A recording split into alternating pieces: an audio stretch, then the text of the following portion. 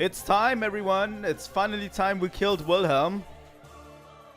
Well, we actually already did, so it's not time we actually killed Wilhelm, but anyway, we already did finish Xenosaga episode 2. Welcome everyone back to the last little bit of Xenosaga episode 2.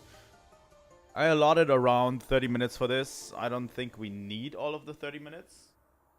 And right after this, I made a extra Fire Emblem event. So when this is over, I'm going to end this stream, and I'm going to change all of my settings, and then we'll start the Fire Emblem stream. Continue Fire Emblem. But yeah, welcome Kiza. Today we are examining the universe in Xenosaga. I actually hope I can give you the rundown of how this universe works, and it's pretty important for context, obviously. Definitely, if you in the future look up Xenosaga, like I do, I am crazy obsessed with these games, like Xenoblade and Xenosaga. I'm crazy obsessed. So from time to time, I just go into YouTube and rewatch some of my favorite cutscenes, you know. And that's when I notice things that I didn't notice before because I have context. This is a part of the context that I want to give you that you might notice in the future if you watch another Xenosaga playthrough or watch someone else play Xenosaga. That you might notice things about this because you now know this information, you know. I hope I can give this to you, but I think we should start. I'm going to keep the music on while we do this. So let's jump over to flowchart. Where is it? There it is. This is the flowchart. Let's go. I actually need my keyboard for this. Sorry. Because I need the control key. But yeah, this looks intimidating. But I assure you it's not that intimidating. There's a lot of text here, and I'm going to explain quite a bit of it. But yeah. We're going to start with, obviously, the universe. The Xenosaga universe, obviously, is where the game takes place. Everything, you know? Pretty important. The universe in Xenosaga generally splits up into two domains. The upper domain, as I like to call it, or the higher order domain, and many lower domains. One of the lower domains is the one that Xenosaga takes place, or maybe Xenoblade. Maybe Xenoblade takes place in a different lower domain than Xenosaga. We don't know, but there is many lower domains and one higher order domain. The thing is, if any of these collapse, if any of these break down, it will result in the entire universe breaking down, because this is the order of that the universe is set in. If this order breaks down, basically the universe is gone. So there has to be an upper domain and a lower level domain. Well, that doesn't have to be. I'm going to explain that in a bit. But yeah, that's the order this is set up, obviously. In the upper domain, or the higher order domain, we have our best friend, Udo. Udo is, by many characters in the game, obviously, referred to as some sort of wave entity, or by Dmitry Yuriev and others, being known as God. And he lives solely in the upper domain, in the higher order domain. The thing is, there is no contact point from the upper domain to, from the lower domain to the upper domain. The lower domain people cannot perceive the upper domain people or anything in the upper domain. That's why That's why we have specific relics that help us do that. And I'm going to go into this. But yeah. Udu,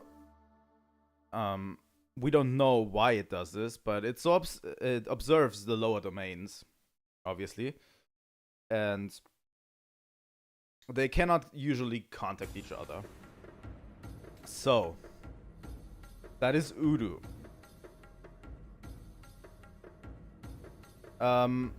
Then we have all of these lower domains. How is the lower domain of Xenosaga set up? There it gets a little bit complicated. Like, this is the world we play in, right? The lower domain that we currently live in. And it's split into two parts, obviously. It is the imaginary number domain and the real number domain. Pretty important, this distinction. It is a mathematical concept. Imaginary numbers are a mathematical concept. The interesting thing about imaginary numbers is that, for example, two imaginary numbers can combine to make a real number. So imaginary numbers can interact with real numbers, but real numbers can never interact with imaginary numbers. That is the difference between what the Gnosis can do to us. The Gnosis live in the imaginary number domain. They can interact with the real number domain, but the real number domain cannot interact with the Gnosis. I think, is that clear? You know, that concept. And there's one more mathematical concept in here that's genius. I don't know how Takahashi ever researched this, but there is a sort of field that can interact with imaginary numbers, and this field is called a Hilbert field. So just genius concept, you know, the Hilbert effect, you know. Like, whoever came up with this, yeah, it's the Hilbert effect can actually interact with imaginary. I think it's an imaginary 3D plane. I don't know. I've not looked too much into it. Just I know that it exists, you know. But yeah. So what are these two domains? Pretty important. The imaginary number domain largely consists of something we call a collective conscious or unconscious. What is the collective unconscious? The collective unconscious is a place where souls go after they die, or even where souls are born into the real number domain. So basically, it's a mishmash of everyone's souls, basically, in one imaginary number domain. The thing is, the soul, after it dies, will depersonalize itself, so you basically lose yourself, loses a sense of self, and joins the collective unconscious. You know? That's the thing that they were talking about when... that's important when we talk about Gnosis. Gnosis are beings that reject joining the collective unconscious. So their souls, after they die, will reject joining the collective unconscious, mostly usually because they reject human contact in life. That's when they reject joining everyone in the collective unconscious. And what happens to the soul after it fails to join the collective unconscious? It becomes a Gnosis. You know?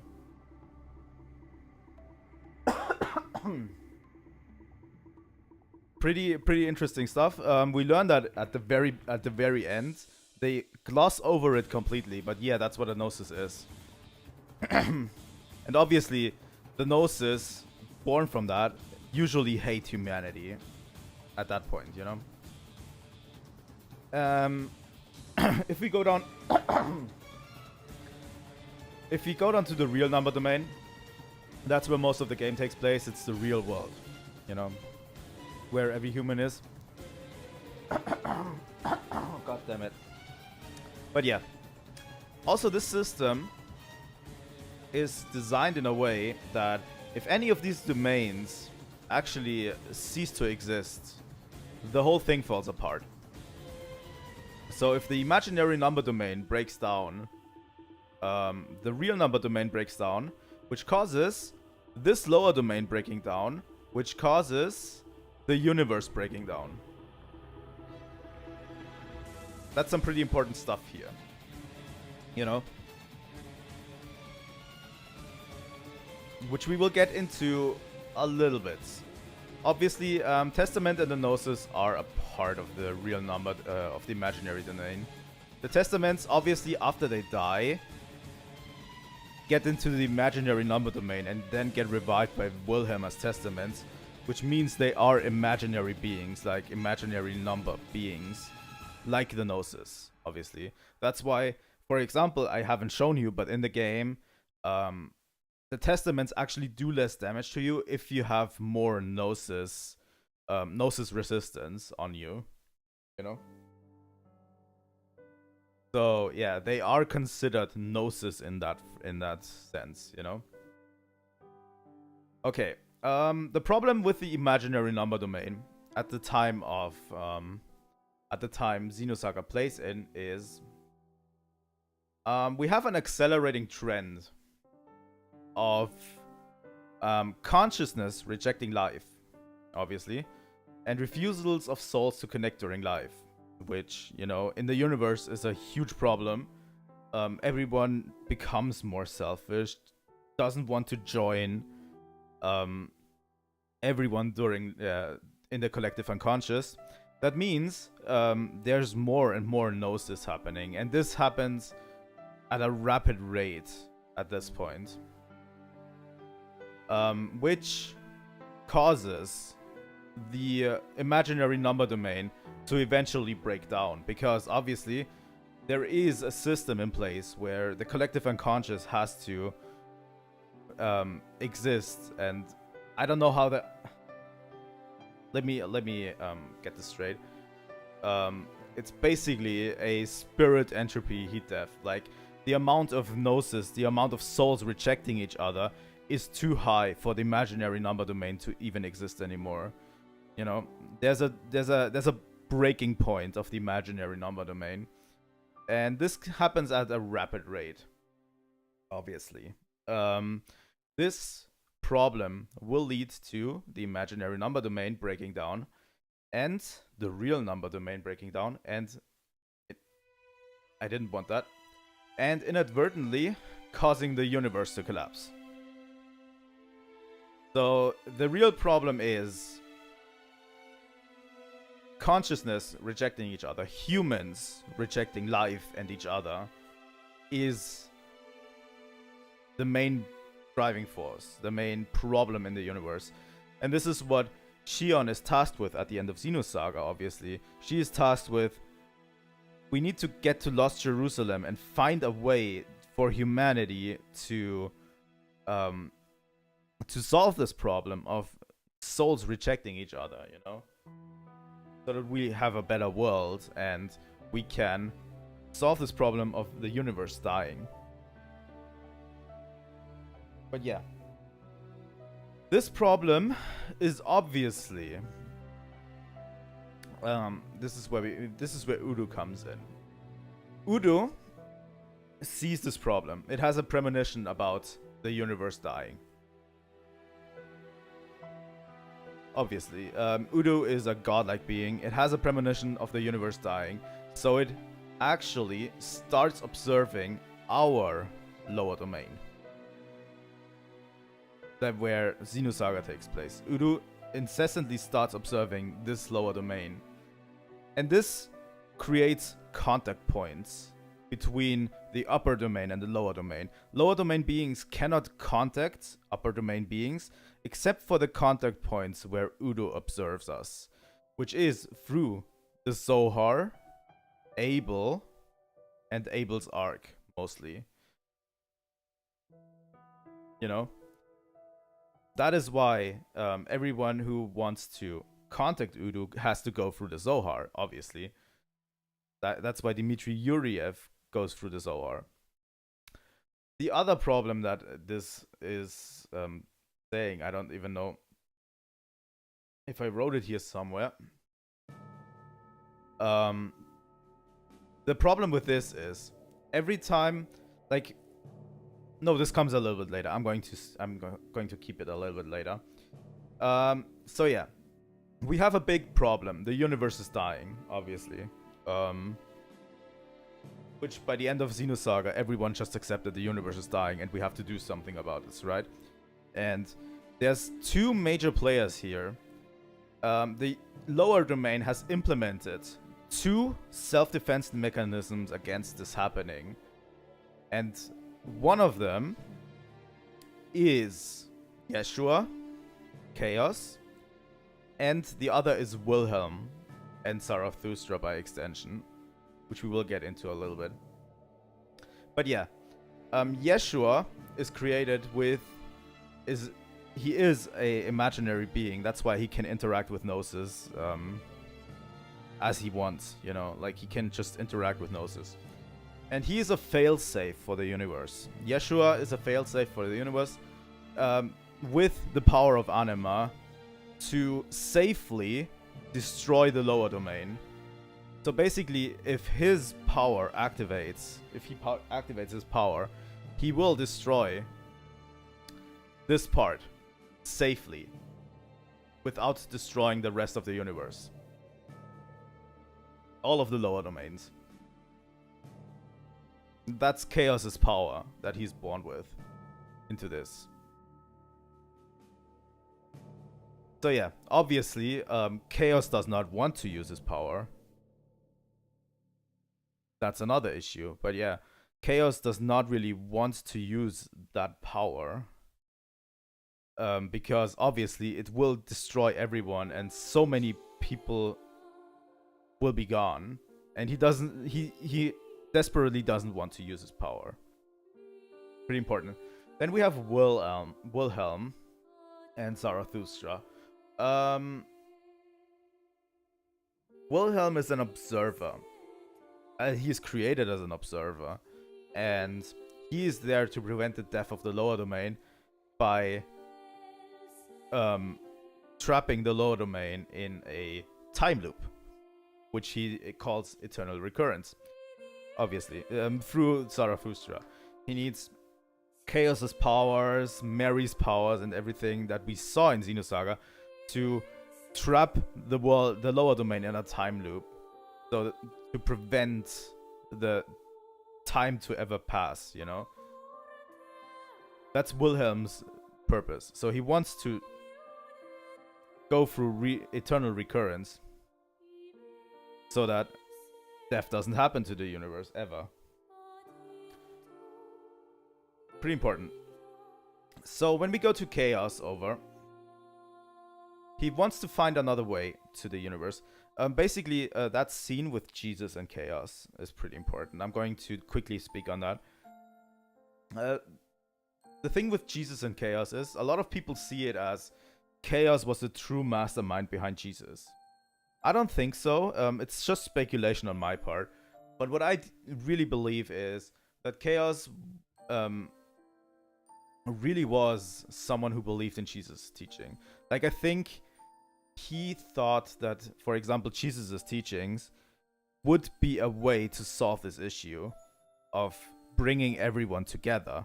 You know, all of his teachings would be able to solve this problem with the universe. That's why he helped him, and that's why he convinced Mary Magdalene, who also has the power to guide souls, obviously, to extract his power into certain objects for the express purpose to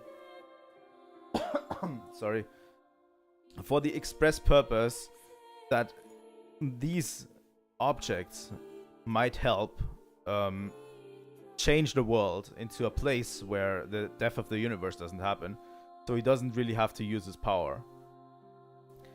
I listed 3 of them. The vessels of Anima are pretty obvious because his power of Anima is separated into these 12, or is it 13 vessels of Anima. Then also Lemegeton. Lemegeton, supposedly from Wilhelm, is Jesus' words, but he says these are not Jesus' words, these are Yeshua's words. And yeah, from the Xenosaga lore, it is confirmed that Jesus didn't have actual miracle powers. It was confirmed that basically Jesus was a figurehead, you know, someone who gathered people around him. But the miracles were actually Yeshua's doing, you know, were his power. But yeah. I truly believe that Chaos actually saw something that might change the world in him, you know. And this is speculation, but it might also be the Y data is a part of Chaos's powers. We don't know, or a part of Chaos, because the Y data obviously it could be Yeshua data, you know, just simply Yeshua data. We don't know yet, but the Y data is super important, and we all don't know what it is. And yeah, obviously Lemegeton, which is Yeshua's word. So we have his words, the vessels of Anima, and the Y data. And he, with the power of Mary Magdalene, which also costs her life, extracts this from his destruction powers into these relics, for that they may be used and maybe change the world for a better place, you know? So what happens by the end is Nephilim gains the power of Anima by Mary, and together with Abel they open the possibility to shape a universe in a new direction, and they're shifting this entire region of space into what is going to become Lost Jerusalem. You know, so they're shifting it back to Lost Jerusalem so that Shion and crew may be able to find Lost Jerusalem and maybe find a way to gather humanity together and live a life of that is not fated to destroy the universe, you know? Okay. We're almost done. But we have to talk a little bit about Udo itself. Because Udo observes this lower domain. The problem with Udo and observing this lower domain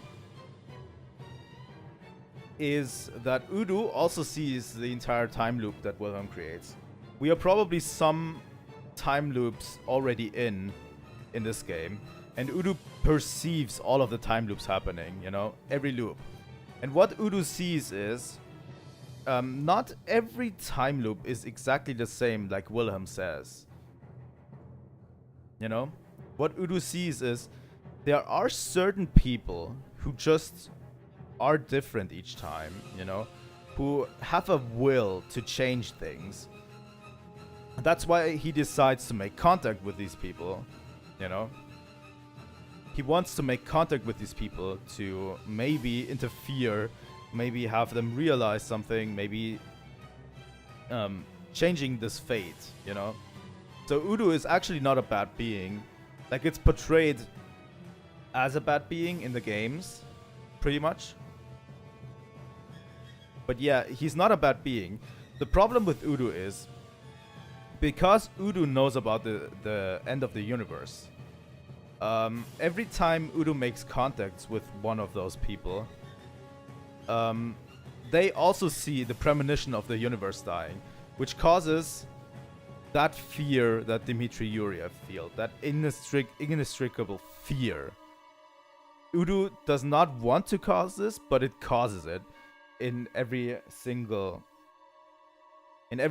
person that he contacts, you know, which, you know, we saw with Dmitry Yuriev what that leads to. But yeah, Udo is not really a bad person. He doesn't want the universe to die, obviously.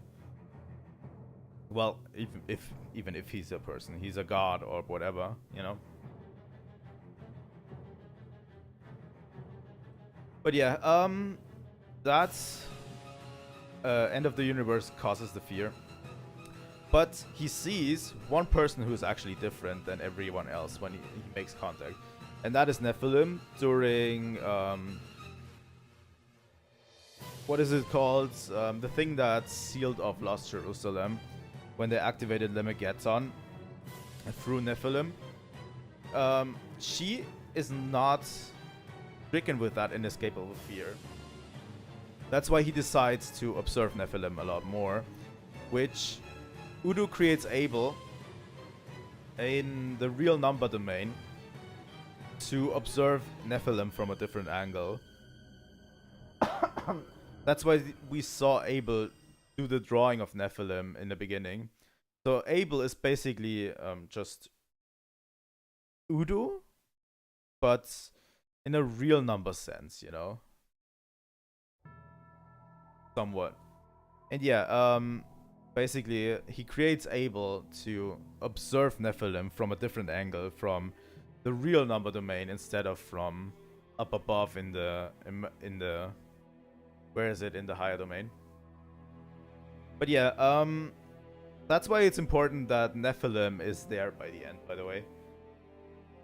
Nephilim gets the power of Anima by Mary. And together with Chaos, they basically... Well, Chaos, Nephilim, and Udo together, by the end, do this whole shift. So that the universe might be sent into a new direction that is caused by everyone's wills. And... yeah, I think that's it. Is there any question left so far? Because this is the nature of the universe. It's pretty important that this system might break down, which is what causes all this. Who Yeshua and Wilhelm are both is a pretty important step. You know? God damn it. But yeah, Zarathustra is also one of Yeshua's powers. I would have probably put it somewhere around here. But yeah, Wilhelm makes it pretty clear that Zarathustra is also Yeshua's power. I think they wanted to use Zarathustra and the Vessels of Anima, Lemegeton, and everything together with the Zohar. They wanted to use it in the past to change the universe instead of destroying it. And they failed. And that's why it's basically just laying there, you know, and it's preserved by Wilhelm for when he needs it for his time shift. So is there any questions left? Or can we close the book on Xenosaga?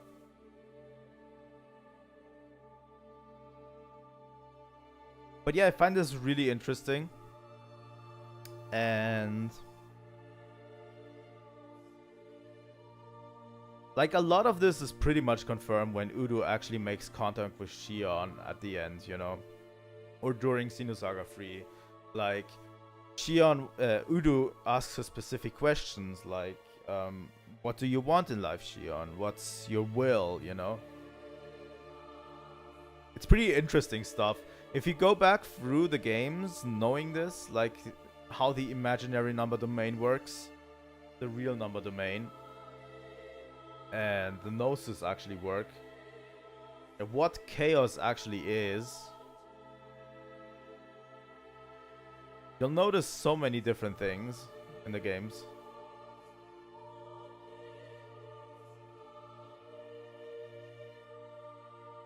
But yeah, this is everything I basically prepared. I think this pretty much puts a lid on the universe, you know. What the universe actually contains in Xenosaga.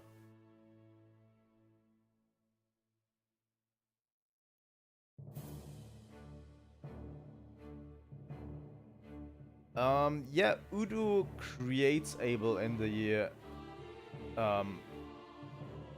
They are not entirely the same person. Like, Abel obviously seems like an autistic child or whatever. But Udo actually creates Abel in the real number domain to just observe the real number domain through. That's why he's so important to both Dmitry Yuriev and Wilhelm, you know? Because obviously his power stems from Udo.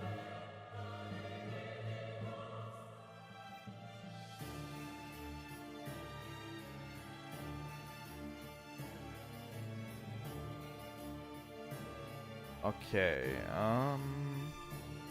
but yeah, we didn't really go a lot into Mary Magdalene thing, but I think the game already did enough. She's obviously a person who can guide souls, but her powers are literally less explained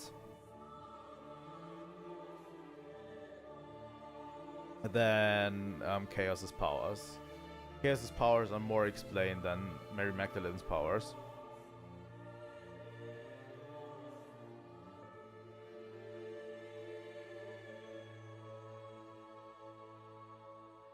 She at least has the power to extract Chaos's power.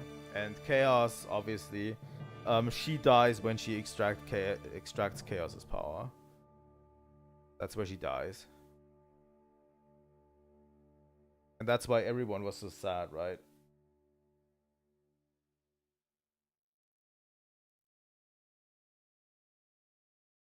That's why Chaos, by the way, still lingers around beneath, next to her grave at the end. And it's like, hey, Chaos. What I actually like about this is, even though they obviously look like Japanese-made characters, like, you actually see that Mary Magdalene and Chaos both are actually Middle Eastern, just by their color of their skin. I actually like that they included this, you know? They look a lot more Middle Eastern if you put them in Middle Eastern robes, like this.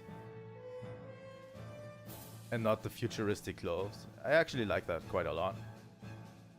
Because usually a lot of depictions of Jesus, especially in the Western world, are that he is basically a white man. Which, I don't know. Doesn't seem very credible to me. But yeah. I think we're going to close the book on this.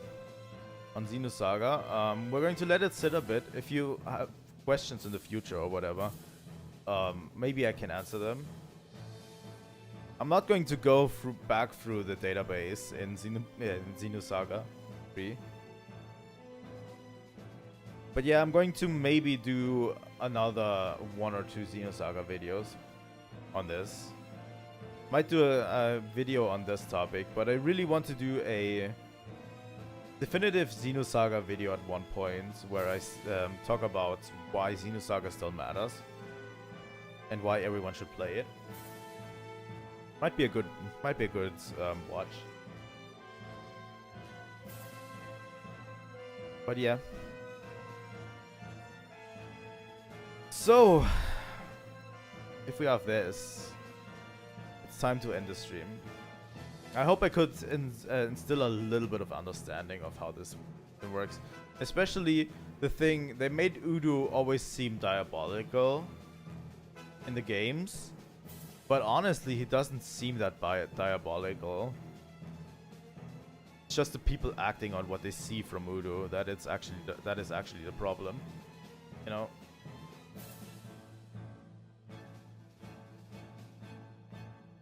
And yeah, the purple doesn't help, obviously, when they show him. Okay, that's where I'm going to end the stream, and I'm going to quickly change my settings, and we're going over to the Fire Emblem stream. So yeah, I'll see you soon, and then we're going to continue Fire Emblem.